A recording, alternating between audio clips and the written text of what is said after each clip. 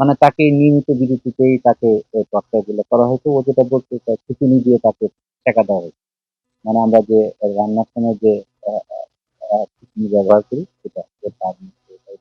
যখন আসছে ও বাচ্চাটা বিমান এমডি বাচ্চা ৮ মাস ছিল। ১ম ৬ মাস বাবাকে দেখার সুযোগ দিয়েছেন বা দুর্ভাগ্যজনকভাবে ওর বয়স যখন ১.৫ বছর তখন ওর মা মারা যায়। Road accident. ফলে তার বেড়ে ওঠাটাও একটা আ বেদনাদায়ক ছিল। তার বাবা মেয়ের জন্য খুব বিয়ে করেন।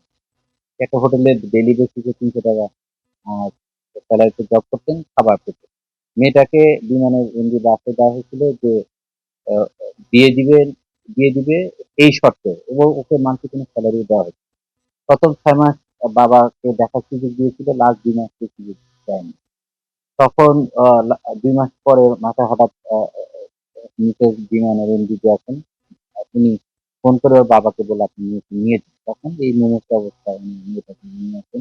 মেয়েটাকে দেখে উনি আসলে প্রাথমিকভাবে ভেঙে পড়ছেন। যেরকম দেখবেন উনার প্রত্যাশা ছিল না। এখন আমাদের ডাক্তার, ক্লিনিশিয়ান যারা আছেন, ওর সারা শরীরেই তো দাগ এবং বিভিন্ন এজের দাগ। কোনটা ২ সপ্তাহ, কোনটা ২ দিন, কোনটা ২৫ দিন, কোনটা ১ মাস, কোনটা ৭ দিন। মানে তাকে নিয়মিত বিরতিতেই তাকে টর্চার গুলো করা হয়েছে। ও যেটা বলতে চায় খিঁচুনি দিয়ে তাকে টেকা দেওয়া হয়েছে। মানে আমরা যে রান্নার সময় যে আ আ আ খিঁচুনি ব্যবহার করি সেটা। ওকে শরীরে বিভিন্ন জায়গায় দিচ্ছি। আর হলো যে ওর আ করতেছিল যে হাতটা ফুলা ও শিলপাটা দিয়েও ওর হাতে প্রেশারাইজ করেছে।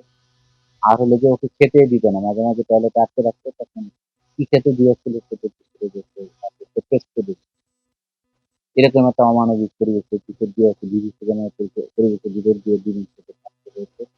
এবং এখানে একটা চক্র ছিল আরকি, দুষ্ট চক্র। কারণ একটা সিনিয়র মেট ছিল, সে তাকে টর্চার করত। ছোট বাচ্চা ১১ বছর বাচ্চাকে দিয়ে কাজ করানো। নিজে ওকে দিয়ে এক্সিকিউট করতেছে। সে ফেল করলে মিসেস এমডি কে বলতেন। মিসেস এমডি তখন আবার আ যে কাজটা করতেন, এই ওই মিসেস এমডি তখন এই আবার ওই মেয়েটার উপর অত্যাচার অ্যা ওই মা সিনিয়র মেইড এর পক্ষ হয়ে এটা চলত। বাবা যখন বিমানে এমডি সাহেব রাতে বাসায় ফিরতেন, তখন উনার কাছে বিচার গেলে উনিও আবার অ্যাকসেপ্ট করতেন। কিন্তু ব্যাপারটা দুঃখজনক। হওয়া উচিত কিছু ছিল রিভার্স।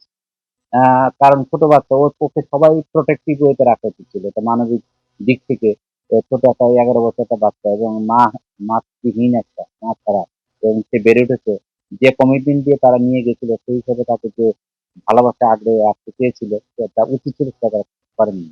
বরঞ্চ দিনের পর দিন খেতে না দিয়ে অত্যাচার করে দিনে আটকে রেখে তার জীবন সংকটাপন্ন করেছিল এবং তার ওদের বাড়ি পঞ্চগড়ে হলেও ওর দাদি মানে কোনাবাড়ি থাকে আমাদের গাজীপুরে।